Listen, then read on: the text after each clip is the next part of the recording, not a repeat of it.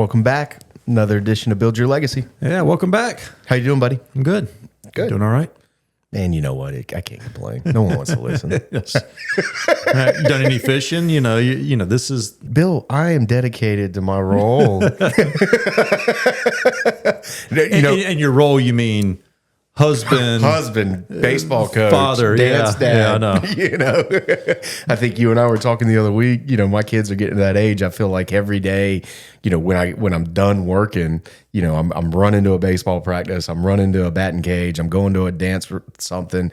It takes up a lot of your time, right? You know, and so have I done fishing? Not the way I want to. Yeah, that's right. None of us. You know, but that's what comes with kids, right? Yeah, you know, we have snuck out to the farm pond to let him catch a few bass and brim and stuff like that. And you know, you keep him happy, and I'm putting worms on hooks and stuff like that and taking fish off. So I don't get a fish, but he does. There you go. Well, I was all-time QB last night with the 1v1 matchup for my two of the three. How nice. about that? Did either one of them start complaining about how you were playing? Like, always. You're helping him out, Dad. Yeah, always. You know, but I guess that's part of being a quarterback is, you know, it's the weight's on your shoulders. Yeah, but you know, maybe one of them runs the route a little crisper. You just have better timing, right? Yeah, or one of them caught the ball actually, and the other one didn't. Yeah, I don't know. Oh, I remember I had those days with my dad and my brother. He's 3 years younger than me, and my dad always slanted it toward my little brother, right? You know, and it would infuriate me as a 10, 11, 12-year-old kid. So. Yeah. So, like you said, in addition to working, we have family responsibilities. Yes. Which I enjoy. Don't get me wrong. Right. You know, taking a lot more ibuprofen these days than I used to, though. Yeah. For aches and pains. Yeah. And look, actually, good thing with being all-time QB is I wasn't having to run up and down. Yeah. You know, it was sling it, let them go. Yeah, well, I tell you, you know, one of the guys that works with us, it's a really good friend of mine. We work in the same office together. We talk about like baseball a lot because he's got a son. He's a baseball guy. Yeah, he's a baseball guy, and you know, we kind of laugh that, you know, as dads who participate and help, you know, we really need to have like throwing programs and workout programs the way the pros do, because we're throwing baseball so much, but not taking care of ourselves while doing it. So. Yeah, you get in the chamber like they all get into, yeah, right? I tell you, that recovery, man. But yeah, it's not as quick. That's why these pro athletes are young. Yeah, most of them. Most of them, which makes the older guys even more impressive. It does. It does, for sure. But we wanted to hop on here and do an episode. It's a question we get a lot, right? You know, from members, people we're talking to as prospects, all those things, right? And I think it's a question just because what's gone on the last several years in our industry as far as all the M&A activity. What is my agency worth? And so we wanted to break that down a little bit and get you thinking a little bit. Yeah. How about that? Maybe not. I don't know if we're going to give you the answer you want, but maybe we do. But we do. We talk about equity a lot. I mean, Travis, that's one of your biggest things. Like you're building equity. You're building an asset. So then some partners and some people in the insurance industry are getting older. As you know, we've seen these baby boomers. Some of them it's time to exit, so they're wanting to know. And then there's others that have partners and different things going. Okay, what is my agency worth? Right. Yeah. And good question. It's a loaded question. It is. Right.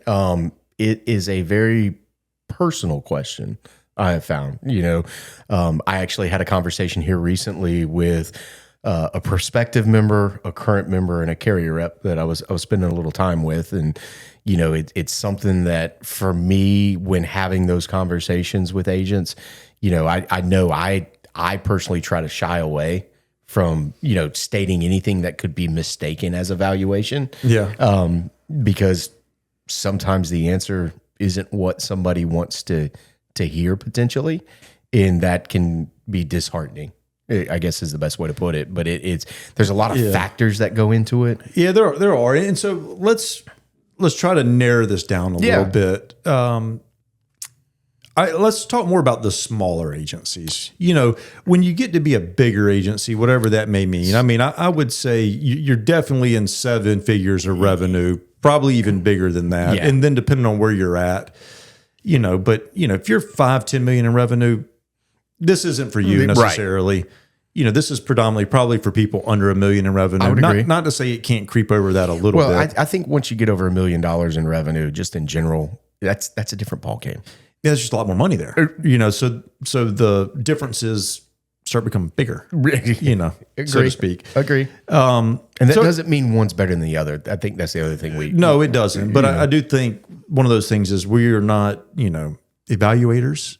We don't do that. We certainly have bought agencies and we have helped people sell agencies and perpetuate them. So we do have a lot of experience in this field. And it goes back to no two deals are the same. No agency is the same. No owner is the same. No buyer is the same, potentially. Well, I mean, there's so much that goes into it. The makeup of your book of business, your location, the demographics of your book of business, the carrier partners you're writing your business with, your profitability, your loss ratios, your retention levels, even down into your staff, how you compensate them, the employee agreements you have in place. I mean, there's a lot of factors, how long you're willing to stick around in some cases. For sure. And, that's a big deal. What are you looking for as you exit? Are you just looking for one lump sum and want to go to Hatteras, North Carolina and spend the rest of your days? Or are you wanting to slowly exit, right? I mean, there's a lot of things that go into it. And that's not even before we talk about what the market's doing during that time frame that you're looking to exit. There's, two ways people are typically valuating the agencies. The bigger agencies always talk about EBITDA. Yep. I mean, that's always it. And what multiple of EBITDA? Back before private equity and all the M&A went on, and it was really just smaller agencies buying smaller agencies, it was a multiple of revenue. And so I still like to use the multiple revenue factor for smaller agencies just because it's easy, it's quick. It's simple. And the EBITDA margin, the EBITDA factor just doesn't work as good without a lot more work because most agencies are lifestyle agencies and there is no earnings there in a lot of cases. I mean, I hate to say that, but the smaller agencies, they spend what they make. And if they don't, they're going to figure out how to spend what they make some way, somehow to expense it. I feel like that happens all the time. And their profit margin may be at 10% or 5%. And we've had a podcast on that too.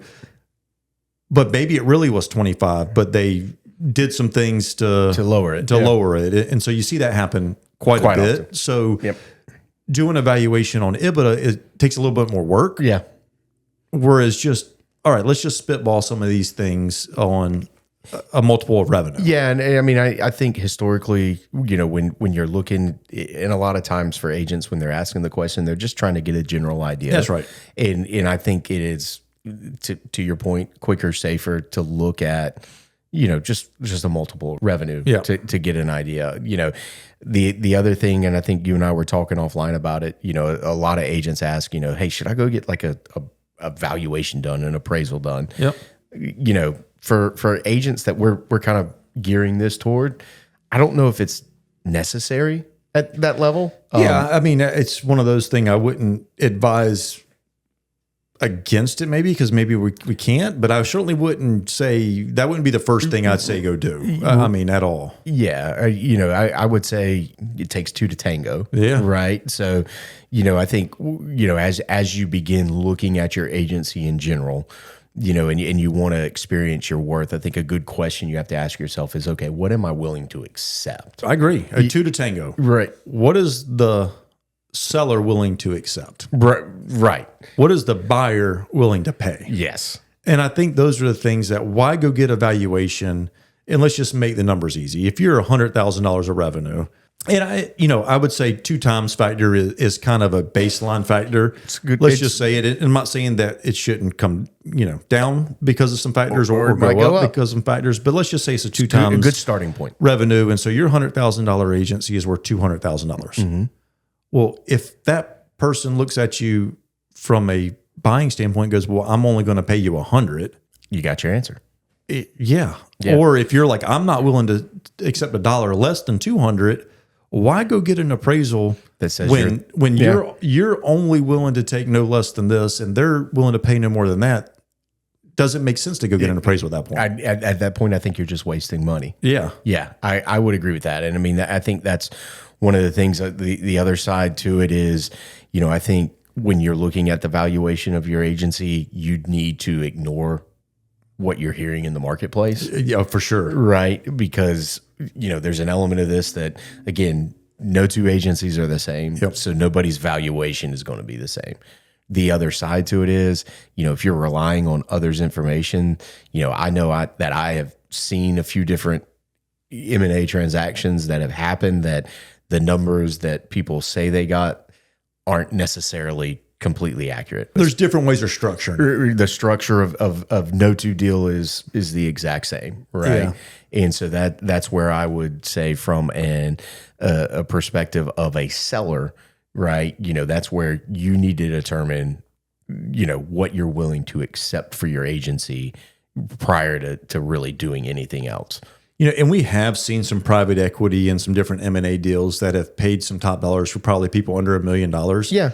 I wouldn't say that's the norm, though. No, I wouldn't say the norm. Historically, what I've seen that happen in is agencies that have really taken off and grown fast, and they are seeing an engine and a system of growth, and they are valuing that system, that engine that owner has built, not necessarily the agency itself, right? And they are looking at it going, okay, I've seen what they've done on this smaller scale.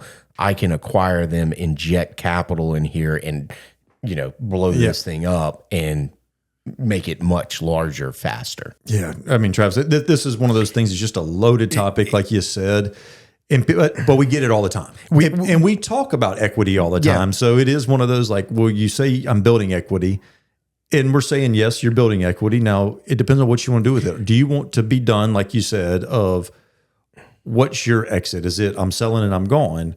Well, private equity may like that. They may not like that. You may want to perpetuate your name and your legacy, like we talk about, and you want somebody from the inside or somebody from the local community to buy it, or somebody from North Carolina or Virginia to buy it. Everything's just so different for what each person wants. Yeah, and I mean, we've touched on it in other podcasts. I think one of the important things too, when you're starting out, and if you're an existing agency and you haven't had this conversation yet, you need to have it. What am I building? What have I built this for? Right? Because I mean that within itself, if you're an agent that built it for a lifestyle agency, to your point, your valuation is going to be different than that agent who is building an agency to sell. That starts day one, and that affects your valuation coming out years from now, right? Yeah. And that's before you even look at, okay, if I am a primarily monoline, lower limit auto agency, nothing wrong with that, right? But your valuation is going to be different than the agency that is primarily commercial lines. And if they do personal lines, it's all packaged. Yeah. Right? I mean, so let's talk about those couple of things real quick. So I think you started maybe a good segue into some other things, but if you are only writing monoline business, you may be worth a little less. Yeah.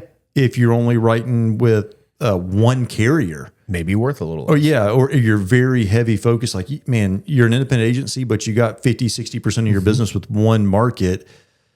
Maybe it's good. I'd argue probably not, because if something happens to that one market, all of a sudden you're almost a captive writer again, and the person buying you has got to deal with the mess that it may create if that carrier goes, we're going up 30%. Well, can you imagine buying something, then that carrier going up 30%? You're like, all right, I got to deal with this. I got to deal with I mean, the other side to that is we're talking carriers, but if a large percentage of your revenue comes from a very few number of clients, right? I mean, that's another piece. Absolutely. You might be worth a little less, especially if you're commercially driven.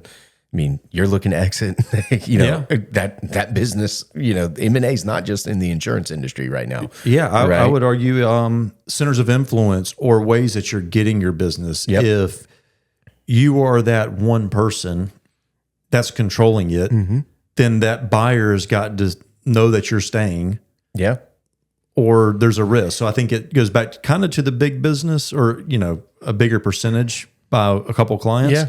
Could be the same thing. If a lot of your business is coming from one source, and that source could be shut down with the acquisition, that's going to change your value. That's going to change everything. Look at an employee, if 30-40% of your revenue comes from a 1099 producer, same style of situation. I mean, that's going to potentially hurt your valuation. Absolutely. Right. I mean, those are all little things that are, that all go into this. And we're not saying that what you're doing or have done is wrong. Right. Right. And we're not saying it won't be worth, good money. Right. But you cannot compare that to what your friend around the corner did, because their dynamics are going to be different. The age of the agency, the age of the clients is a big deal too. If you're an 80-year-old owner with 80-year-old staff with 80-year-old clients, that's not going to be worth as much as the 50-year-old, setup. Right. Not as prevalent today. Do you have a management system or do you not? Right. I mean, again, if you're looking at an agency, and I know there's still a few out there. I've talked to one here recently. Right. They are still operating out of a file cabinet. Oof, right. Man. And that is going to be factored in an evaluation perspective. You don't know what that person's worth because they don't even know what they got. Not to mention, like, hey, if you're looking at buying them, I mean, that's a whole job for one or two people just to get everything migrated into the system. No, we've had to do that back in the day. I don't know if I'm willing to take on that anymore. Listen, it's kind of scary when you see a file cabinet these days in an office, to be honest with you. But hopefully it's just there for backup. Right. And then it's everything's over there. They're just too scared to go shred that. We can only hope. We can only hope. But no, I mean, at the end of the day, that when people start talking about valuations, what am I worth? There's so many factors that go into it that, it's tough to give you an answer. And from my perspective, maybe I look at it wrong. I don't ever want to offend somebody. And that's kind of my question back to them is, when they ask what they're worth, well, what are you willing to accept? Yeah. Right. Because I think that's a great starting point to help determine, because if you're $100,000 and you want $400,000 for your agency, if no one's willing to pay that, that's going to give you an idea of what your valuation is. Yeah. It's not that. We may not know what it is, but I mean, I'm telling you, I'm going to start at the 2 times factor of revenue. And it creeps up and down based on then the variation is going to go from there. But I'm not starting, in most cases at a 1 times revenue, and I'm not starting at a 3 times revenue in factoring up or down. Again, not to say there's not certain circumstances that warrant it, but the majority of agencies, I would say, are probably around there, and then they start creeping up and down just based on what we've been talking about. All the ingredients that they've put in that pie to make it. Yeah. Right? No, I mean I think that's a good rule of thumb. And again, we're not talking about the multi-million-dollar agencies. That's a different ball game, different animal altogether. I completely agree. $200,000 agency in revenue, I'm going to start at the 2 times factor and then start having conversations. Start working up or down. Anything else you think we need to hit on, or I'm good. I think this is one of those that if people have questions, they can call us. Yeah. If they need to get linked up with buyers, we have plenty of them through our partnership. Mm-hmm. If they are looking to sell at some point, we've had people that have partnered with us to help with that perpetuation sale. So I think the cool thing is here, we'll be honest with you. We'll talk to you. We don't know everything. We don't know everything, but we've got resources, we've got outlets. That's right. We can find out. And to your point, I mean, we've done some strategic relationships to help people get ready to exit. Right. We've done some things where we've helped members acquire agents. The other side is we have agencies that acquire our members and continue the partnership because they see the financial benefits, the partnership that we bring, and they want a piece of that, right? And it's an easy way to get in. And so, that steady revenue stream we have that's guaranteed. It's not contingent on things. It helps that revenue because of the PMSF and those layers of compensation we've talked about. We help people a ton there, and that's some of the past podcasts as well. Yeah, but I mean, I would say if you're an agent that acquisition is within your business plans, right? Hey, a partnership with us puts you in position to where, as you start looking at agents, yes, we can bring some things to the table for you. But that's what I tell agents all the time is, if you go out and find an agency that you want to acquire, let's sit down together and let's look what that PMSF is going to do for that book of business once you bring it into your agency. And it, going back to valuations, maybe that gives you a negotiating leverage to where you're willing to do things a little more than what another buyer would potentially, because you have dollars they're not realizing coming to you. Well, you're starting to act like a big buyer at that point, because now you're starting to say, okay, what could this earn for me? Not what is it earning? What can it earn for me? What can I do with it? It turns that buyer into thinking more like a big buyer does. I would agree. So I would agree. Yeah, pretty cool to see. Awesome. All right, man. Well, all right. Well, if anybody has any questions, we're let here. us know. Reach out to us. We're happy to chat. That's right. We'll see you next week. See you guys. Thanks for tuning in. You can catch our Build Your Legacy Insurance Edition podcast on YouTube, Apple Podcasts, Amazon Music, Spotify, or wherever you get your podcast. Be sure to subscribe, leave us a review, or send us over a topic recommendation at podcast@siaofnc.com. If you're interested in learning more about what we do, visit us online at www.siaofnc.com. We hope you enjoyed our newest episode. See you next week.